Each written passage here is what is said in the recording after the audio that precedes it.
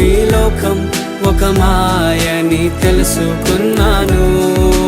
ఏది నా సొంతం కాదనుకున్నాను.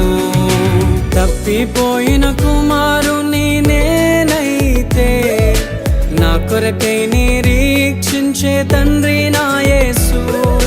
తప్పిపోయిన కుమారుని నేనైతే నా కొరకై నిరీక్షించే తండ్రి నా యేసు. ఈ లోకమంతా నేను వెతకినా నాకు లేదయ్యా ఎక్కడా ఆనందం. నీ సన్నిధిలో ఒక్క